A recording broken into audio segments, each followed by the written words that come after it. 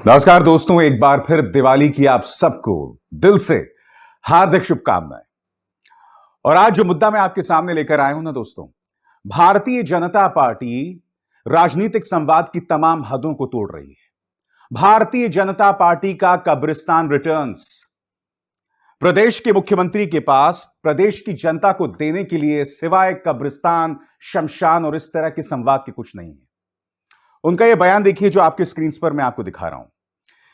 इसमें मुख्यमंत्री आदित्यनाथ कह रहे हैं कि पहले की जो राज्य की जनताएं थीं वो कब्रिस्तान पर पैसे खर्चती थीं, मगर अब हम मंदिरों के सौंदर्यीकरण और विकास पर पैसा खर्च रहे हैं।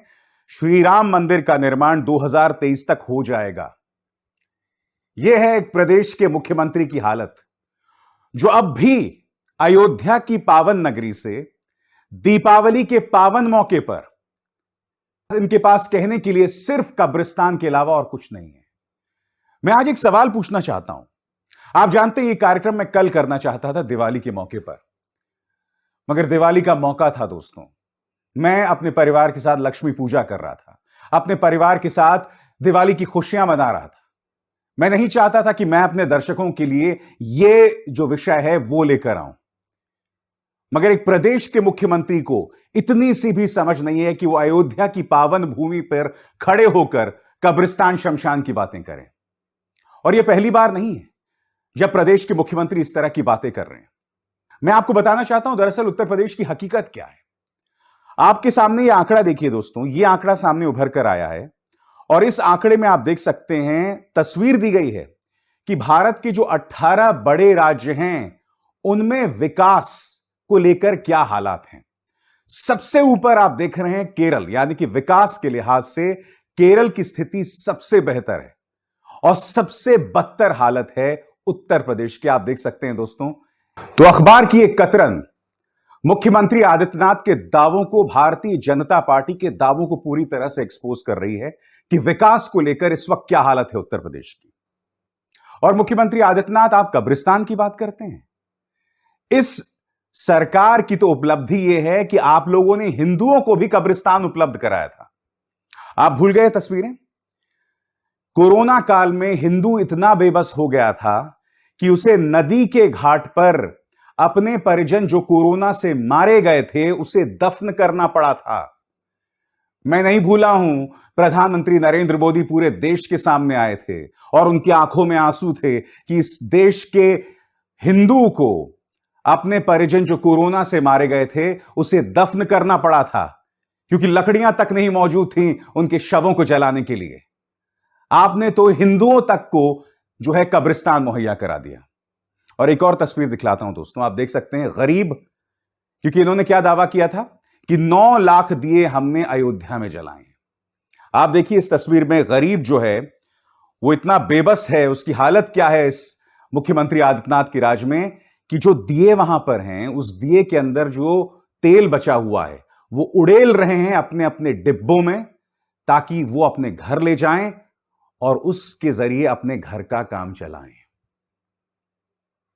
प्रदेश के अंदर सरसों के तेल जो हैं वो आसमान तोड़ रहे हैं, हदों को पार कर रहे हैं और 9 लाख दिए जलाए गए। मगर प्रदेश की जनता की यह हालत है दोस्तों कि वो लोग वहां पहुंचे और उन दियों में जो तेल बचा हुआ था उसे अपने घर ले गए।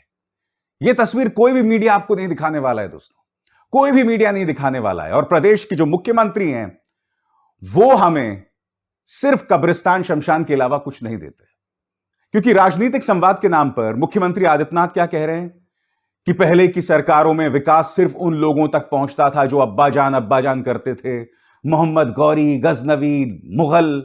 इसके अलावा उनके पास कुछ नहीं है कहने को। दोस्तों, इस कार्यक्रम का नाम मैंने रखा है भाजपा का कब्रिस्तान रिटर्न्स। मैं इसलिए कह रहा हूं दोस्तों कि पिछले 5 सालों में बीजेपी नहीं बदली है।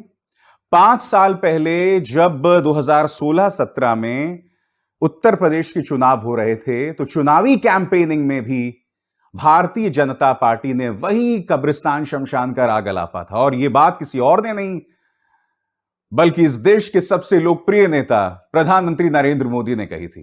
वो शर्मनाक बयान अगर आप भूल गए हैं तो मैं आपको फिर याद दिला दूं, सुनिए।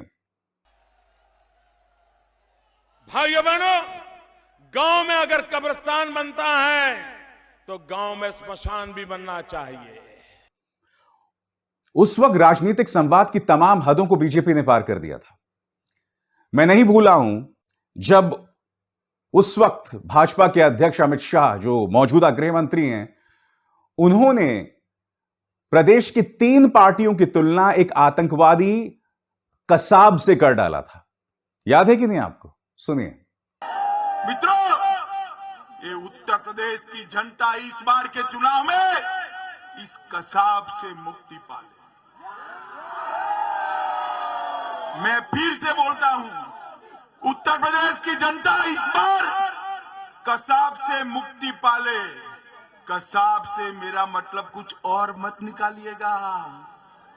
कसाब से मेरा मतलब है, कसे है कांग्रेस पार्टी, ससे है समाजवादी पार्टी और बसे है। मैं फिर दोहरा रहा हूं, भारतीय जनता पार्टी के पास चुनावी कैंपेनिंग के नाम पर, राजनीतिक संवाद के नाम पर सिवाय कब्रिस्तान शमशान के कुछ नहीं है। हां, जो वादा प्रधानमंत्री नरेंद्र मोदी ने किया था कि अगर कब्रिस्तान होगा तो शमशान भी होना चाहिए, वो वादा भारतीय जनता पार्टी ने जरूर पूरा किया है।